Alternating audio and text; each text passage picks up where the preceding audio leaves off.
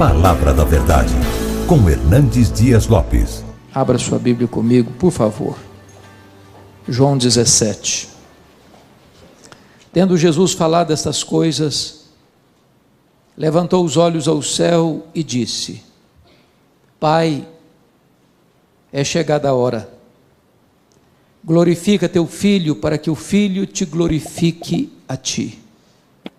Assim como lhe conferiste autoridade sobre toda a carne, a fim de que ele conceda a vida eterna a todos os que lhe deste.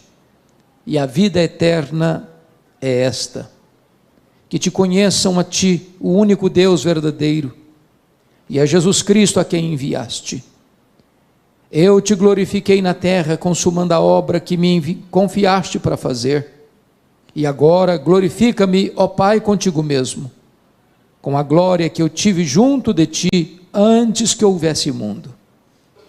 Manifestei o teu nome aos homens que me deste do mundo. Eram teus, tu nos confiaste, e eles têm guardado a tua palavra. Agora eles reconhecem que todas as coisas que me tens dado provêm de ti, porque eu lhes tenho transmitido as palavras que me deste, e eles as receberam e verdadeiramente conheceram que saí de ti, e creram que tu me enviaste. É por eles que eu rogo, não rogo pelo mundo, mas por aqueles que me deste, porque são teus. Ora, todas as minhas coisas são tuas, e as tuas coisas são minhas, e neles eu sou glorificado. Já não estou no mundo, mas eles continuam no mundo, ao passo que eu vou para junto de ti. Pai Santo, guarda-os em teu nome que me deste, para que eles sejam um, assim como nós. Quando eu estava com eles, guardava-os no teu nome que me deste, e protegi-os, e nenhum deles se perdeu, exceto o filho da perdição, para que se cumprisse a Escritura. Mas agora vou para junto de ti, e isto falo no mundo, para que eles tenham o meu gozo completo em si mesmos. Eu lhes tenho dado a tua palavra, e o mundo os odiou, porque eles não são do mundo, como também eu não sou. Não peço que os tires do mundo, e sim que os guardes do mal. Eles não são do mundo, como também eu não sou. Santifica-os na verdade, a tua palavra é a verdade. Assim como tu me enviaste ao mundo, também eu os enviei ao mundo, e a favor deles eu me santifico a mim mesmo, para que eles também sejam santificados na verdade. Não rogo somente por estes, mas também por aqueles que vierem a crer em mim por intermédio da sua palavra, a fim de que todos sejam um, e como és tu, ó Pai, em mim, eu em ti, também sejam eles em nós, para que o mundo creia que tu me enviaste. Eu lhes tenho transmitido a glória que me tens dado, para que sejam um como nós o somos, eu neles e tu em mim, a fim de que sejam aperfeiçoados na unidade, para que o mundo conheça que tu me enviaste e os amaste como também amaste a mim. Pai, a minha vontade é que onde eu estou estejam também comigo os que me deste, para que vejam a minha glória que me conferiste, porque me amaste antes da fundação do mundo.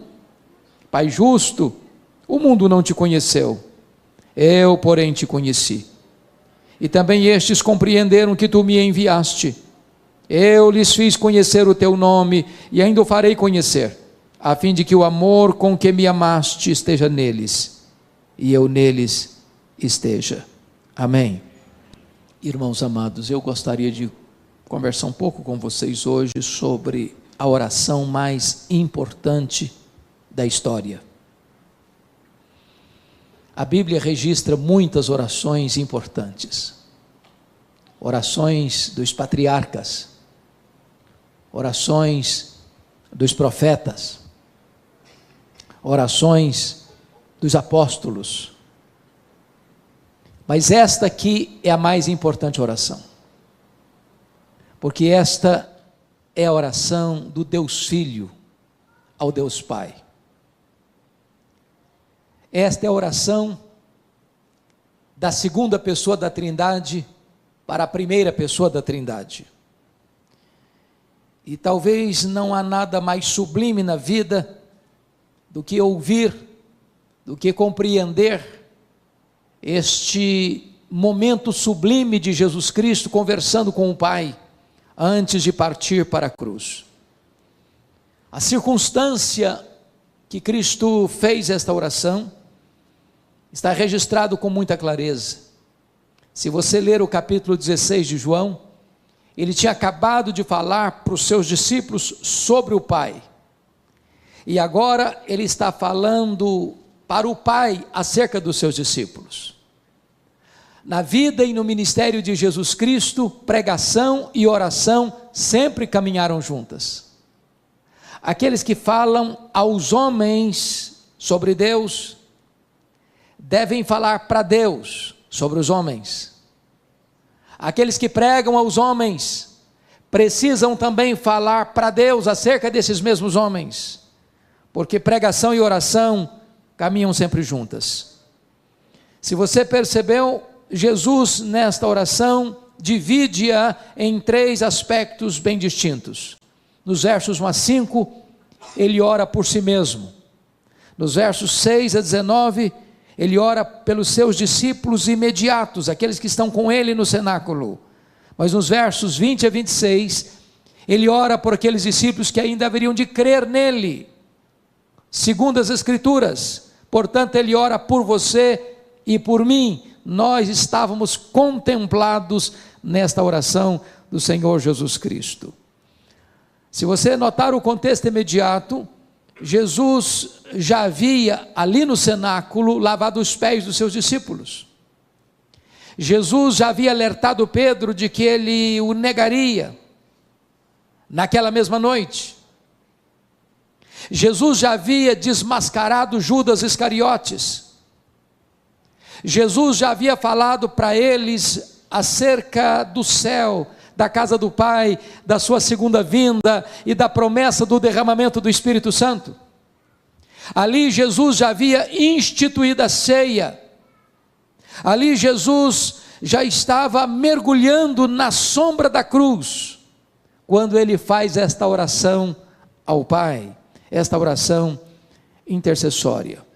Vale destacar que em momento tão agônico para Jesus, onde ele haveria de mergulhar sua alma na mais profunda angústia, que ele denomina de angústia de morte, onde o cálice da ira de Deus estava diante dele, ele não faz nenhum pedido nessa oração de qualquer livramento da dor, de qualquer livramento do sofrimento.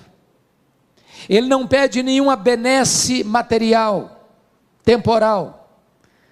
O seu pedido é especificamente sobre bênçãos espirituais. Nesta oração de Jesus, ele se concentra em 4 assuntos: salvação, segurança, santidade e unidade. E eu gostaria então de tratar daquilo que estava no coração de Jesus, quando ele conversa com o Pai a nosso respeito.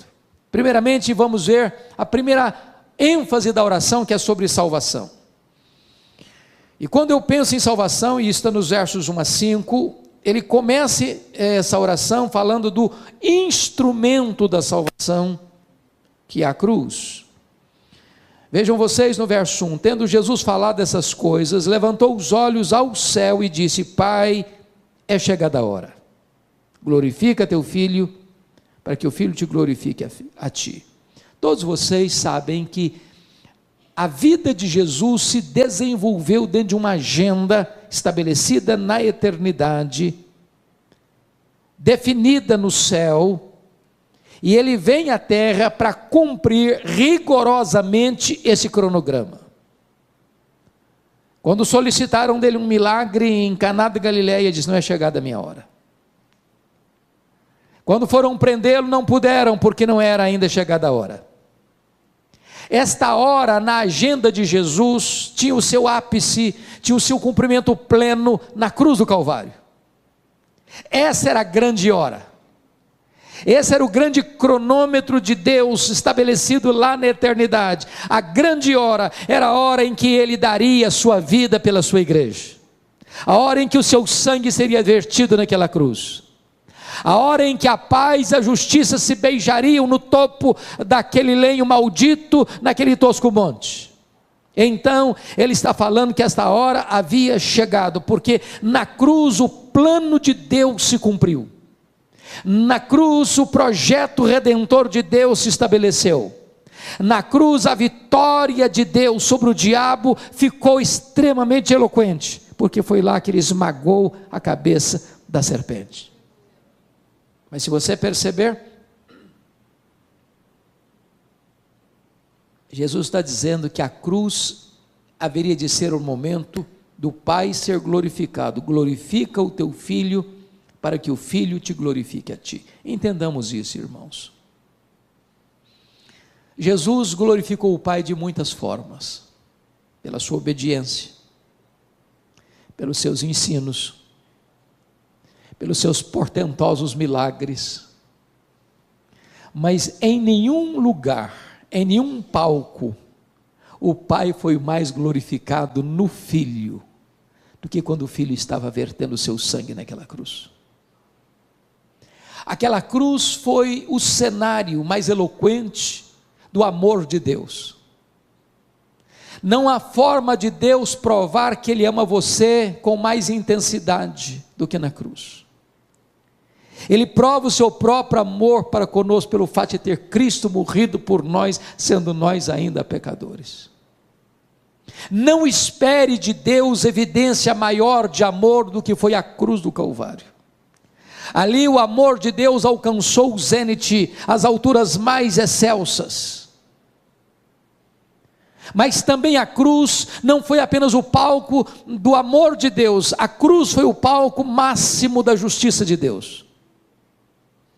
Porque Deus puniu o seu, o meu, o nosso pecado em seu Filho naquela cruz. E quando Deus estava punindo o nosso pecado no seu Filho, golpeando-o e agradando moê-lo naquela cruz, para que nós pudéssemos ser libertos da condenação eterna, nesse momento o Pai estava demonstrando a sua máxima justiça, ao mesmo tempo que revelando o seu máximo amor. Pois bem, amados, agora, notemos em segundo lugar a essência dessa salvação, versos 2 e 3, e a primeira coisa, no verso 2, Jesus recebe a autoridade do Pai para conferir a vida eterna. Veja comigo, assim como conferiste autoridade sobre toda a carne, a fim de que Ele conceda a vida eterna a todos os que lhe deste. Entendamos isso, irmãos. Não há nenhum outro ser que recebeu de Deus Pai autoridade no mundo para dar vida eterna, exceto Jesus Cristo.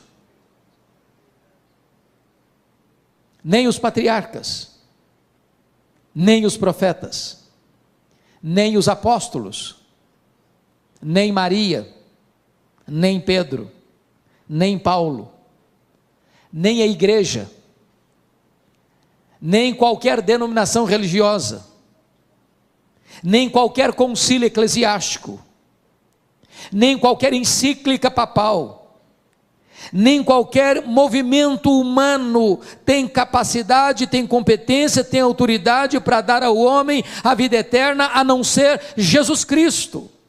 Só Ele pode salvar, só Ele é a porta do céu, só Ele é o caminho para Deus, só Ele é o mediador entre Deus e os homens. Não há nenhum outro nome dado entre os homens pelo qual importa que sejamos salvos, porque Ele recebeu do Pai essa autoridade para dar a vida eterna. Mas o que é vida eterna?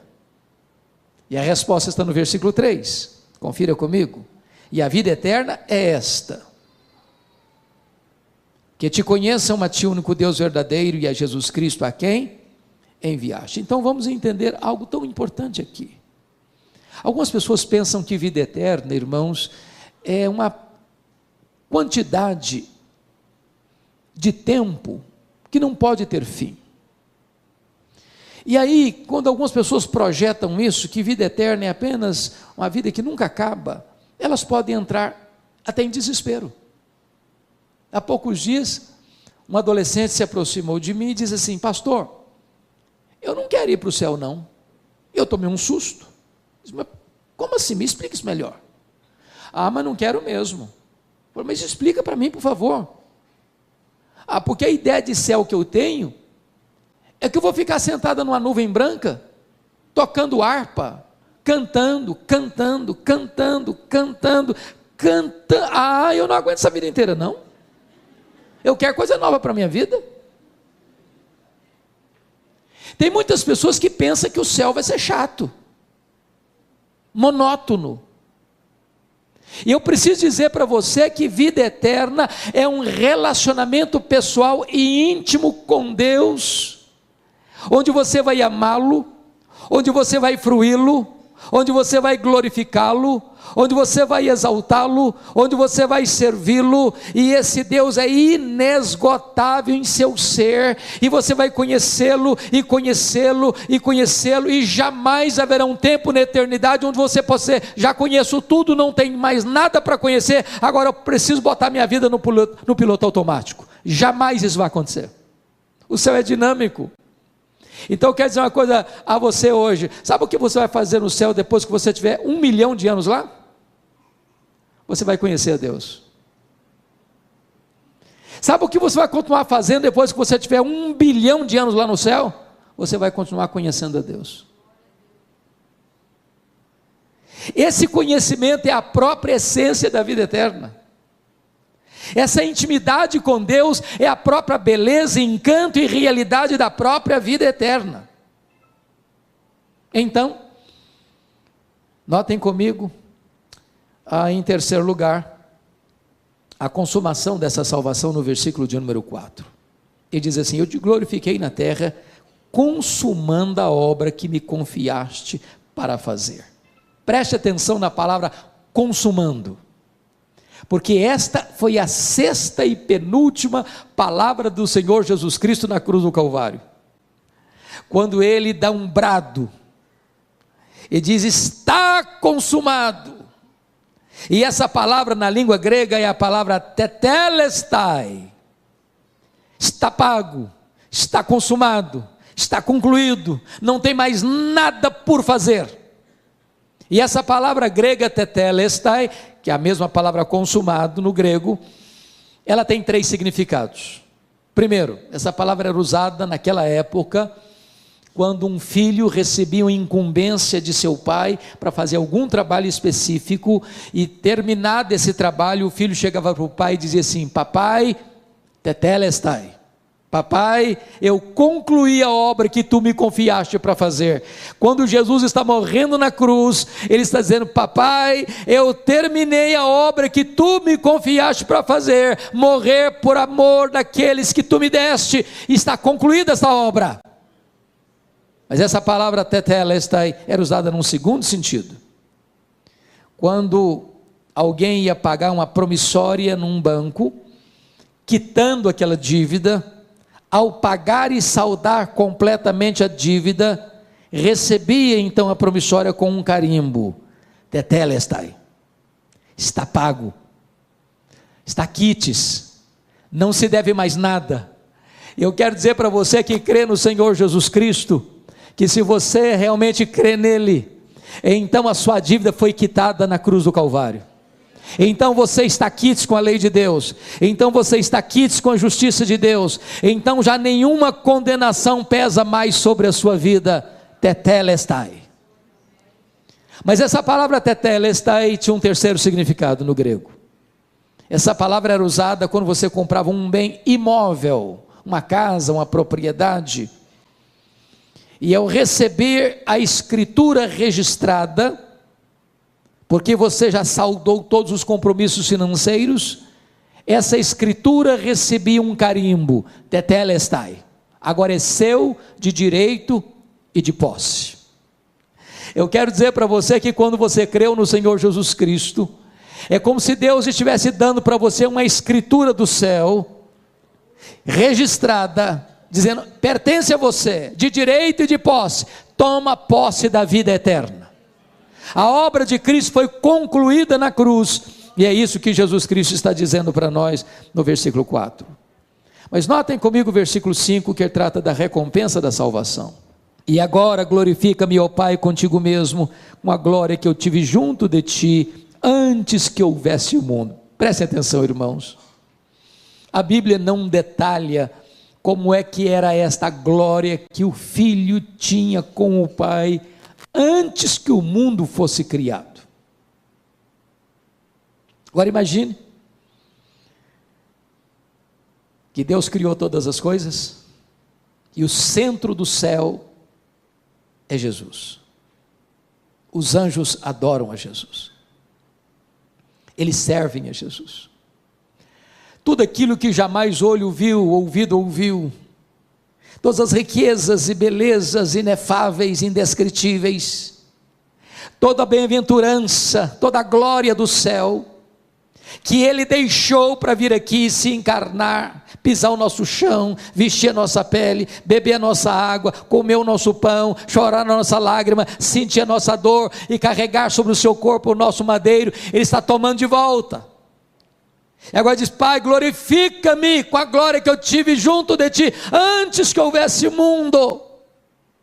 Ele que pagou o preço pela nossa redenção, agora recebe a recompensa. É o que Paulo escreve em Filipenses capítulo 2, ele se esvaziou, ele se humilhou, ele assumiu a forma de servo, ele se humilhou até a morte, morte e cruz, pelo que também o Pai o exaltou sobremaneira, e lhe deu o nome que está acima de todo nome, para que o nome de Jesus se dobre todo o joelho, nos céus, na terra e debaixo da terra, e toda língua confesse que Jesus Cristo é Senhor, para a glória de Deus Pai. Ele está sendo exaltado, essa é a recompensa. Mas preste bem atenção comigo, por favor, no versículo 24. Você pode ler o verso 24 comigo? Vamos juntos? Você que tem versão atualizada, vamos lá? Pai, a minha vontade é que onde eu estou, estejam também comigo os que me deste, para que vejam a minha glória que me conferiste, porque me amaste antes da fundação do mundo. Preste atenção nisso.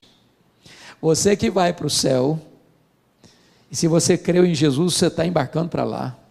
Passaporte garantido, entrada garantida, posse garantida. Você vai contemplar toda a glória que o Pai conferiu ao seu Filho. Você não só vai ver, você vai usufruir.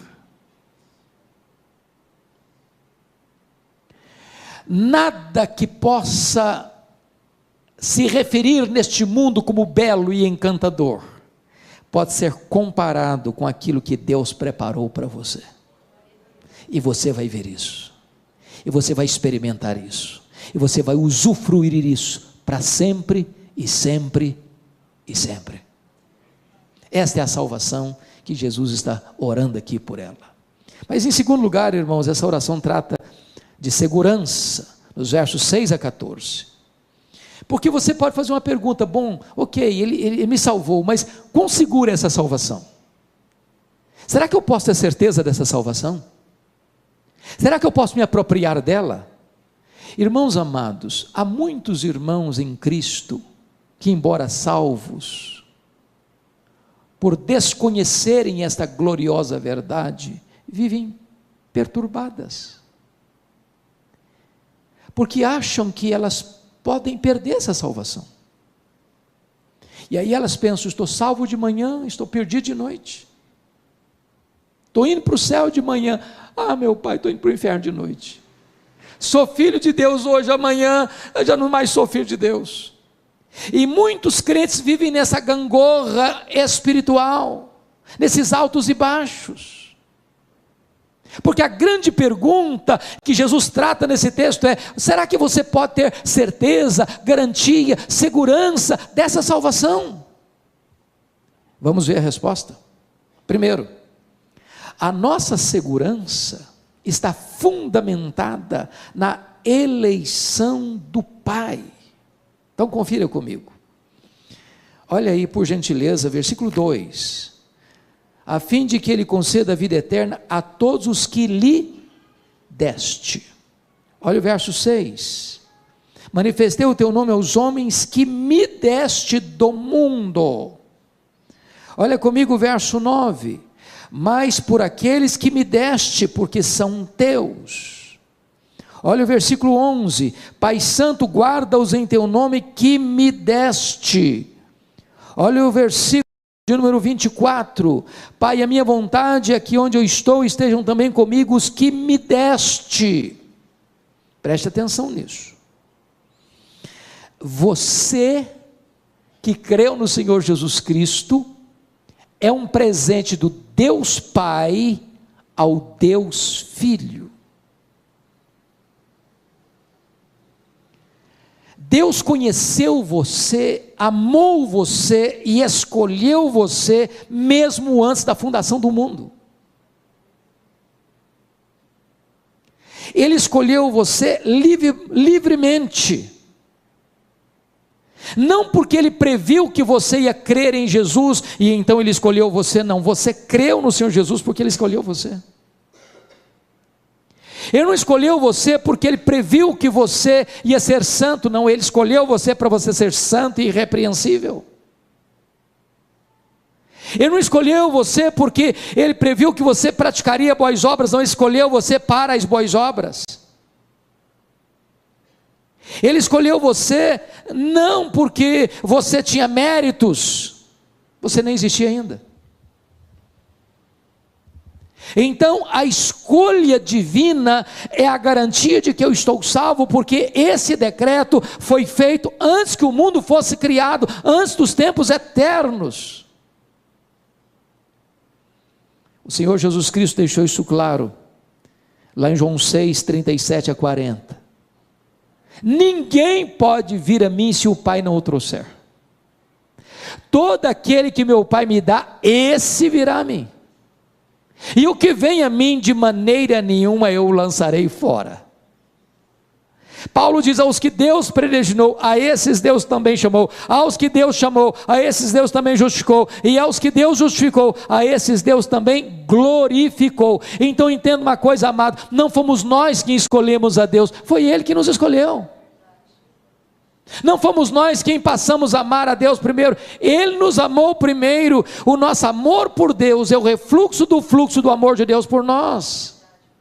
Aliás, nós não poderíamos jamais escolher a Deus, nós estávamos mortos nos nossos delitos e pecados, mas Ele nos amou, Ele nos escolheu e Ele nos deu de presente para o seu Filho, e o seu Filho verteu o seu sangue para nos resgatar da morte e do inferno.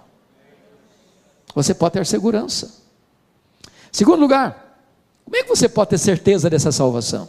Segurança dessa salvação? Primeiro, por causa da eleição divina. Segundo, por causa do cuidado de Cristo. Olha comigo o verso 12. Quando eu estava com eles, guardava-os no teu nome que me deste, e protegi-os, e nenhum deles se perdeu, exceto o filho da perdição, para que se cumprisse a Escritura. Então preste atenção nisso. O Pai deu você ao Filho. O Filho promete uma coisa: eu guardei todos, nenhum se perdeu. Jesus não vai permitir que nenhum daqueles que o Pai deu a Ele, por quem Ele morreu, se perca. Foi Ele quem prometeu isso. Ele diz assim: as minhas ovelhas ouvem a minha voz. Eu conheço as minhas ovelhas, elas me ouvem e me seguem. Eu dou a elas a vida eterna, e ninguém as arrebatará das minhas mãos. Lá nas décadas de 70, 80, nós cantávamos uma música assim: segura na mão de Deus e vai. Tem um problema teológico aí, porque se eu segurar na mão de Deus, eu sou tão fraquinho, que eu tenho o risco de largar a mão e cair. Sabe o que a Bíblia diz? Não sou eu que seguro na mão dele, é Ele que segura na minha mão. Ele segura na minha mão. E quando Ele segura na minha mão, não tem como eu cair. Dos braços de Jesus ninguém arranca você. Você tem uma segurança eterna. A sua segurança não está fundamentada em quem você é e no que você faz. A sua segurança está fundamentada em quem Ele é e no que Ele fez por você. Ele é quem guarda você. É por isso que Paulo diz: nem a morte, nem a vida, nem anjos, nem principados, nem poderes, nem altura, nem profundidade, nem qualquer outra criatura poderá nos separar do amor de Deus que está em Cristo Jesus, nosso Senhor. Temos plena segurança e plena garantia. Mas em terceiro lugar, a sua salvação pode ter segurança sim, você não precisa ficar com medo. Meu Deus, será que eu estou salvo? Será que eu posso me perder? Será que eu vou me desviar e ir para o inferno? Se você creu em Jesus, você está salvo, seguro, por uma terceira razão. A nossa segurança está baseada na intercessão de Cristo. Veja comigo, por favor, versículo 9. É por eles que eu rogo, não rogo pelo mundo, mas por aqueles que me deste, porque são teus. Olha o verso 11: Pai Santo, guarda-os em teu nome que me deste, para que eles sejam um, assim como nós. Agora olha comigo o verso 15: Não peço que os tires do mundo, e sim que os guardes do mal. Agora olha o verso 20: Não rogo somente por estes, mas também por aqueles que vierem a crer em mim, por intermédio da sua palavra. Vamos entender aqui algo glorioso, irmãos. Sua salvação está segura porque o Pai o escolheu. Sua salvação está segura porque o Cristo o guarda. E terceira, a sua salvação está garantida porque Jesus Cristo é o seu intercessor. Quando ele termina o seu ministério aqui no mundo e volta para o céu, ele lá no céu está exercendo o ministério de sumo sacerdote. Quando você grita por socorro, ele vem ao seu encontro e cerca você com o seu cuidado. Quando o inimigo acusa você diante do tribunal de Deus, ele se levanta como advogado justo, e não há a mínima chance do inimigo condenar você ou culpar você, porque está escrito assim: quem tentará acusação contra os eleitos de Deus? É Deus quem o justifica. Quem os condenará? É Cristo Jesus quem morreu, ou antes quem ressuscitou, o qual está à destra de Deus e também intercede por nós. Vamos entender isso. Quem tentará acusação contra os eleitos de Deus? É Deus quem justifica. Bom, é uma linguagem jurídica. Você e eu estamos acompanhando muito de perto toda a situação de problemas jurídicos no Brasil, mormente depois da Lava Jato. E você vê uma pessoa às vezes que é condenada na primeira instância, mas é absolvida na segunda instância. Ou ela é inocentada na primeira instância e se apela para a segunda, e a pessoa é condenada na segunda instância ou na terceira instância até a quarta instância. Quando Paulo diz assim: quem tentará acusação contra os eleitos de Deus? É Deus que o justifica. Está dizendo o seguinte: a sua justificação aconteceu no Supremo Tribunal Federal do céu. Não há instância superior para se apelar, para mudar esse julgamento. O seu julgamento, no sentido de que você está quites com a lei de Deus e com a justiça de Deus, não pesa condenação sobre você, foi feita na última instância do tribunal celestial, no supremo pretório divino. Não há chance de você ser condenado, porque Deus, o supremo juiz, declarou você já sem culpa, e por uma base legal, um outro alguém morreu no seu lugar, pagou a sua dívida, levou sobre si o seu pecado e recebeu no seu corpo a punição que você devia receber. Se Jesus recebeu a punição por você, você está quis com a lei de Deus, quis com a justiça de Deus, não pesa mais condenação sobre a sua vida. Sua salvação está assegurada. Mas veja você que Jesus agora está intercedendo também por situações da nossa jornada aqui. E por que ele intercede? Confira comigo o versículo 15. Não peço que os tires do mundo, e sim que os guardes do mal. A palavra mal aqui deveria ser melhor traduzida maligno. O que Jesus está dizendo é o seguinte: Pai, eu não peço que tu tires os meus do mundo, porque essa ideia que prevaleceu na Idade Média, de que esse mundo está muito contaminado, então eu não posso ser santo vivendo aqui, vou para um mosteiro, vou me isolar. O grande problema é que quando uma pessoa se isola do mundo, ela leva o seu problema junto com ela, porque o problema não está fora, o problema está no coração. Mas mais, Jesus está dizendo o seguinte: livra-os do mal, livra-os do maligno. Sabe o que significa isso? Significa que aquele que nos salvou é o único capaz de nos sustentar dos ataques, das sutilezas, das armadilhas, dos laços do diabo, porque ele vive 24 horas por dia ao nosso derredor, tentando nos tragar, tentando nos devorar, tentando nos levar para uma região perigosa, para uma zona escorregadia, para um momento de fraqueza ou de uma autoconfiança. E o Jesus Cristo está orando: Pai, guarda-os do maligno, proteja-os do maligno, proteja-os do maligno. E você precisa entender uma coisa: é o Pai que protege você, é o Deus Todo-Poderoso que segura a sua mão, é Ele quem livra você, a sua alma da morte, seus olhos das lágrimas e seus pés da queda. Mas mais uma coisa, irmãos, agora vamos ver comigo o terceiro ponto dessa mensagem, que é santidade. Bom, então vamos entender o raciocínio. Está falando de salvação, e a salvação é segura, e você pode ter a segurança dela. Mas enquanto você caminha aqui, como é que você deve caminhar como um salvo? Como é que você prova que você é uma pessoa salva? Só basta bater no peito: eu estou salvo, está resolvido o assunto? Ah, eu sou membro da igreja presbiteriana de Vila Operária, então estou salvo. É isso? Ah, eu tenho minha Bíblia, eu leio a minha Bíblia. É isso? Qual é a evidência que você é uma pessoa salva?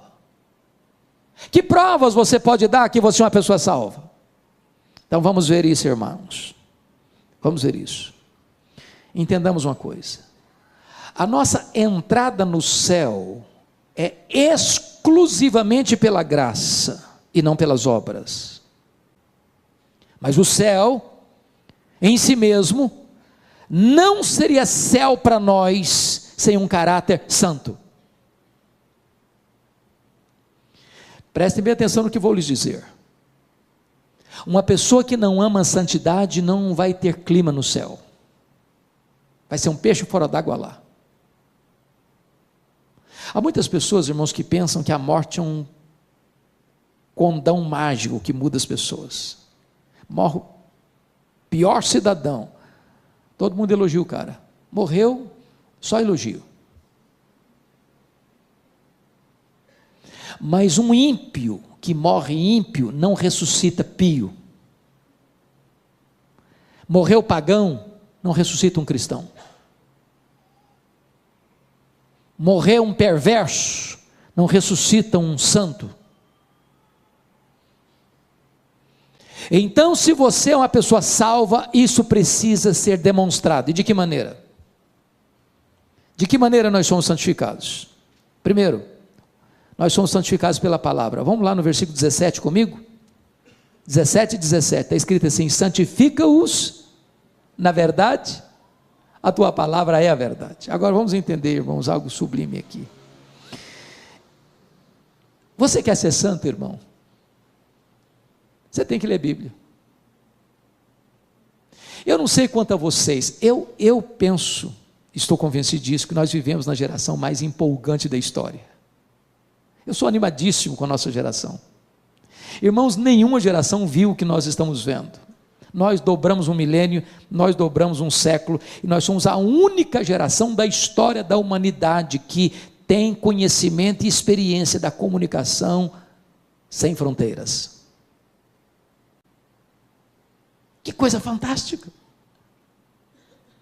Quando eu fiz seminário, nos idos de 78 a 81, meu livro texto de teologia não tinha em língua portuguesa. Hoje, as melhores e maiores obras de teologia, todas da história da igreja, já estão em português. Hoje você vai numa livraria, tem Bíblia para criança, tem Bíblia para junior, tem Bíblia para adolescente, tem Bíblia para jovem, tem Bíblia para casal, tem livro para velho, tem Bíblia para casar, tem livro para descasar, tem livro para empresário, tem livro para empregado, tem livro para desempregado, tem Bíblia para qualquer jeito que você quiser. Mas você chega na igreja e diz assim: meus irmãos, vamos abrir a Bíblia lá em Miqueias, e o povo começa a ler lá em Gênesis, para ver onde estão Miqueias, não sabe onde estão Miqueias. Nós somos uma geração Coca-Cola, shopping center e a geração analfabeta da Bíblia. E se você quer ser santo, você precisa mergulhar na Bíblia. Santifica-os na palavra ou na verdade, a tua palavra é a verdade. Segundo lugar, irmãos, como é que você pode ser santo? Você pode ser santo na medida em que você compreende de maneira sensata o seu relacionamento com o mundo. Mas vamos entender o que é mundo, porque muita gente pensa que mundo é não cortar o cabelo, é não usar batom, mulher não usar brinco, usar adereços, não ir na praia, não jogar futebol, não assistir um jogo de futebol. Tem muita gente que pensa que mundo é isso. Mundo, irmãos, não é físico, mundo não é tangível, mundo é um sistema, mundo é uma cosmovisão, mundo é um conjunto de valores contrário aos princípios absolutos da palavra de Deus. Você liga a sua televisão e você vai ver lá um filme, uma telenovela, ou uma reportagem, ou isso, aquilo, outro. Você vai perceber que muitas vezes aquilo vem num viés contrário aos parâmetros e aos princípios de Deus. Isso é mundo. Como é que você vive com isso? Então preste atenção. Primeiro, versículo de número 16, confira comigo. Eles não são do mundo, como também eu não sou. Bom, é chocante eu afirmar isso para você, mas você não é do mundo. E eu não estou dizendo que você é um ET.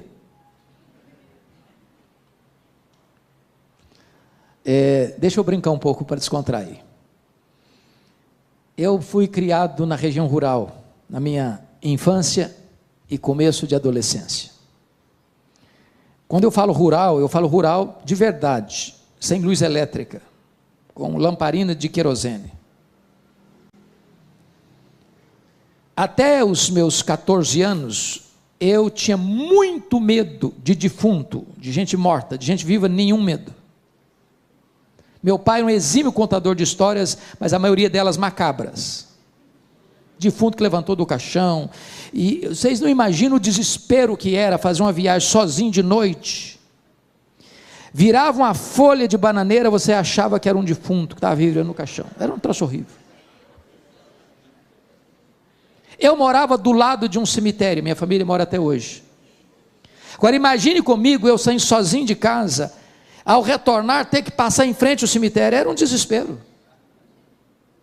E um determinado dia, à noite muito escura, eu voltando, coração acelerado de medo, quando eu olho uma senhora caminhando, e eu me aproximei, apertei o passo, falei, pelo menos vou ter companhia para passar em frente. Eu chego em frente, a mulher começa a bater papo, e ela fala, meu filho, quando eu era deste mundo, falei, pronto, eu estou falando de um fantasma, um desespero total. É claro que Jesus não está dizendo que você é um fantasma. Você não é desse mundo, significa o seguinte, você está aqui, mas os valores que regem a sua vida são outros valores. Os princípios que governam sua vida, seu casamento, sua família, seus negócios, seus lucros, seus gastos, seu lazer, sua mente, seu coração, suas emoções, suas palavras, suas reações, são outros princípios. Você não é deste mundo. Segundo, olha comigo o versículo 14. Eu lhes tenho dado a tua palavra e o mundo os odiou. Preste atenção nisso. O mundo odiou ontem, o mundo odeia hoje e o mundo vai odiar amanhã. A igreja e o mundo nunca vão ser bons parceiros. Eu não estou falando que você não vai ser bom parceiro do seu vizinho, dos seus amigos. Eu estou falando que entre você e esse sistema de valores vai existir um conflito permanente. E se a igreja não está sendo perseguida pelo mundo, não é porque o mundo amansou, é porque a igreja se acovardou. Perguntaram para Francisco Leonardo, eminente professor do Seminário do Norte, Reverendo Francisco, se a igreja for mais perseguida, ela será mais fiel? Ele respondeu, não. Se a igreja for mais fiel, ela será mais perseguida. A amizade do mundo é pior do que a espada do mundo. Terceiro, olha comigo, o versículo de número 11, estamos no mundo, mas nós somos guardados do mundo. Versos 11 a 15, ele está exatamente tratando dessa questão de você estar no mundo, mas ser guardado do mundo, estar no mundo, mas ser protegido do mundo, de você conseguir ligar a sua televisão e assistir um jornal, mas não permitir que aqueles valores subliminares, ou que estão por trás dos bastidores, mexam com o seu coração, determine a sua mente. Você está hoje em qualquer frente da vida, seja no comércio, seja na indústria, seja no campo, seja na academia, seja onde for, você está lidando com esses valores, mas você está permanecendo firme pelos valores do céu, pelo diapasão do céu. Você é guardado do mundo. Mas notem mais, agora confira comigo o versículo 18, esse 18 é magnífico. Você pode ler o 18 comigo? Vamos juntos? Assim como tu me enviaste ao mundo, também eu os enviei ao mundo. Então preste atenção que tem uma missão e tem uma estratégia. A missão é, Jesus nos envia de volta ao mundo. Mas qual a estratégia? Assim como o Pai me enviou ao mundo, eu também vos envio. Então preste atenção. Você é crente? Ok. Você não pode viver num gueto. Você não pode viver separado, isolado. Você precisa ter amigos. Você precisa se relacionar com pessoas. Você não pode se fechar dentro de quatro paredes. É lá fora que você vai viver a sua vida cristã, convivendo com as pessoas, relacionando-se com as pessoas, influenciando pessoas. Você é o sal da terra, você é a luz do mundo, você é um luzeiro a brilhar. É lá que você vai marcar a sua influência, nos seus relacionamentos, nos seus contatos, sendo uma bênção, sendo um bom vizinho, sendo um bom marido, sendo uma boa mulher, sendo uma boa esposa, sendo um bom filho, sendo um bom pai, sendo uma boa mãe, sendo um bom empregado, sendo um bom patrão, sendo um bom comerciante, sendo um bom amigo. E enquanto você se relaciona, você é luzeiro de Deus a brilhar onde você está. Mas vamos fechar, vamos concluir, irmãos, com o último assunto. Falamos de salvação, falamos de segurança, falamos de santidade. Último ponto, unidade.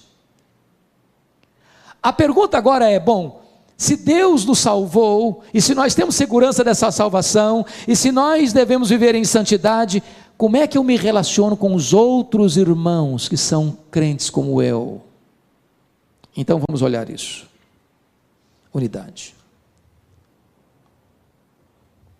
Versos 21 a 26. Primeiramente, o que não é unidade? Tem muita gente que pensa que unidade é, vamos tirar as placas das igrejas. Tem placa demais, tem igreja demais, tem denominação demais, isso está complicando demais. Então vamos fazer o seguinte, vamos juntar todo mundo numa placa só. Não é isso que Jesus está falando. Ele não está falando de uma unidade organizacional. Segundo, Jesus não está falando aqui de ecumenismo. O que é ecumenismo? Ecumenismo significa, não vamos falar de doutrina, doutrina divide, vamos falar de amor, não importa o que você creia, vamos estar juntos. Não, a Bíblia proíbe isso. Não tem unidade fora da verdade. Bom, então o que é esta unidade? Amados irmãos, vamos ver. Unidade significa o seguinte, se você está em Cristo, não importa a igreja que você frequenta, você é meu irmão.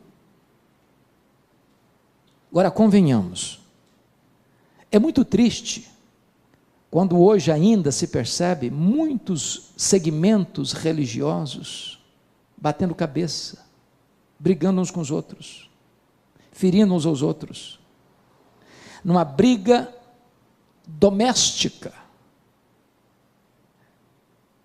onde as próprias ovelhas estão se ferindo, tirando aquilo que nós chamamos da unidade. Nós não criamos a unidade já existe, nós preservamos a unidade no vínculo do Espírito. Mas por que nós devemos buscar a unidade da igreja? Primeiro, porque Jesus pediu isso ao Pai. Olha comigo o versículo 21 e 22. A fim de que todos sejam um, e como és tu, ó Pai, e tu em mim, também sejam eles em nós, para que o mundo creia que tu me enviaste. Bom, se Jesus pediu ao Pai que você e eu sejamos um, eu não posso laborar contra esse projeto de Jesus, contra a vontade de Jesus.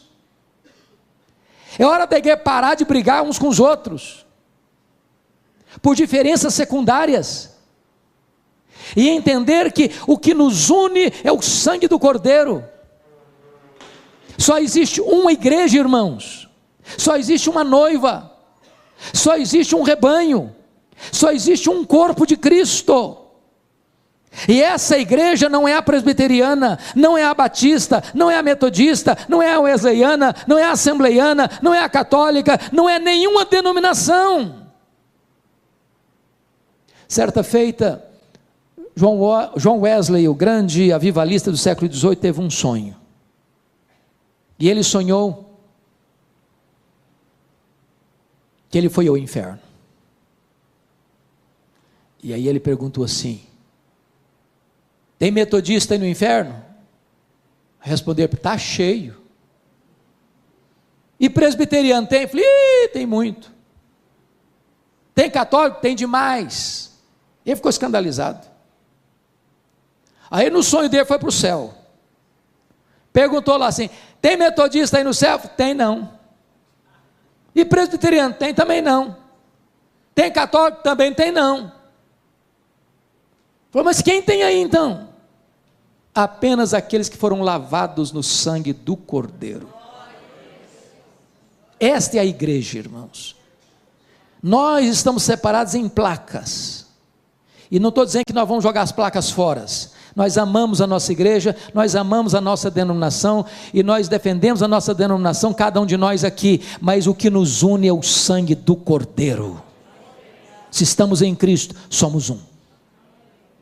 Segundo lugar, irmãos, por que nós devemos buscar a unidade? Por causa da nossa origem espiritual. Olha aí comigo o verso 21, a fim de que todos sejam um, e como és tu, ó Pai, em mim e eu em ti, também sejam eles em nós.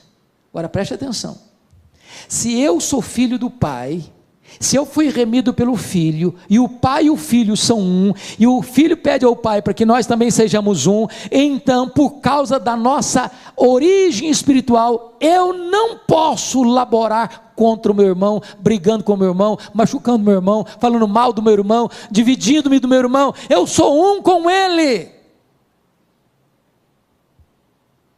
tem o mesmo sangue. O sangue do Cordeiro nos lavou do mesmo jeito. Terceiro, por que nós devemos ser um? Nós devemos ser um por causa da nossa missão no mundo. Olha comigo, por gentileza, o que ele vai dizer no versículo 21, a fim de que todos sejam um, e como és tu, ó Pai, em mim e eu em ti, também sejam eles em nós, para que o mundo creia que tu me enviaste. Aqui está, meus irmãos, o que Francis Schaeffer chamou de apologética final. O mundo vai olhar para nós, o mundo não vai achar que nós somos discípulos porque nós somos fiéis na doutrina, embora sejamos fiéis na doutrina, é uma coisa fundamental, ser fiel na doutrina é fundamental. O mundo só vai olhar para nós, não, eles são discípulos de Cristo mesmo, olha como é que eles se amam, olha como eles caminham juntos, olha como eles cuidam uns dos outros. Quando o mundo olhar para a igreja e ver que a igreja se ama, que os crentes se amam, que eles são um, o mundo vai dizer: é verdade, o que eles pregam é verdade, eles pregam a coisa que eles vivem, isso funciona na vida deles, e nós precisamos experimentar o que eles já experimentaram. Não tem melhor plataforma evangelística da igreja do que viver o evangelho, e viver o que Jesus rogou ao Pai para que nós vivêssemos, para que nós fôssemos um. Agora preste atenção, eu preciso ilustrar isso para você entender. Eu acho que a melhor ilustração que eu já encontrei para essa unidade, eu encontrei em Juan Carlos Ortiz, pastor argentino, no seu livro Como Fazer Discípulos, Ser e Fazer Discípulos. E eu me dirijo talvez aqui a alguns agricultores, porque vocês vivem, para mim, e eu conheço boa parte do Brasil, a maior parte do Brasil, eu não conheço nenhuma região agrícola mais bonita do que a região de vocês. Então ele ilustrou da seguinte maneira: pense você está arrancando um pé de batatas inglesas, esses tubérculos, apreciados no mundo inteiro. Você arranca um pé de batatas, você tem várias batatas no mesmo pé. Mas tem umas maiores, outras menores, umas mais lisas, outras mais ásperas. Elas estão perto, mas elas não são uma unidade. Aí o agricultor bota 30 quilos de batatas num saco, e elas estão comprimidas, umas apertadas nas outras, umas maiores, outras menores, umas mais lisas, outras mais ásperas, mas elas não são unidade. E aí o agricultor envia um caminhão de batatas a Ceasa, e aí tem um montão de sacos de batatas, elas estão muito juntas, mas não são unidade. Aí o homem da mercearia ou do pequeno supermercado vai lá na Ceasa e compra lá uma porção delas e bota numa banca, elas estão juntas, mas não são unidade. Aí a dona Maria vai ao supermercado, escolhe as melhores, um saco, do saco ela pega 2 quilos de batatas, e elas são levadas para casa numa sacola e botadas numa gaveta dentro da geladeira, mas elas não são unidade, umas maiores, outras menores, umas mais lisas, outras mais ásperas. Aí se pega essas batatas, e casca essas batatas, e corta essas batatas, e bota na água, e elas são cozinhadas, e a dona Maria vai lá e faz um purê de batatas. Agora não tem uma maior, não tem uma menor, não tem uma mais lisa, não tem uma mais áspera. Agora nenhuma pode olhar para ela, eu sou mais bonita que você, eu sou melhor que você, eu sou mais importante que você. Agora elas são um purê. Agora elas são uma unidade. É isso que nós devemos ser. E eu termino dizendo o seguinte: sabe por que nós devemos ser um? Porque esse vai ser o nosso destino eterno, verso 24, pois a minha vontade é que onde eu estou, estejam também comigo os que me deste. Então, pare de brigar com o seu irmão, sabe por quê? Se você achar que você é mais importante do que ele, que você é melhor que ele, que você sabe mais do que ele, que você tem mais dons do que ele, que você é mais maduro na fé do que ele, e que o irmãozinho é muito fraquinho, é muito isso, muito aquilo, quando você chegar no céu, sabe quem você vai ver lá? Esse irmãozinho seu. Se ele está em Cristo, você vai para lá. E é melhor você começar a aprender a conviver com ele aqui, porque você vai ter que viver com ele por toda a eternidade.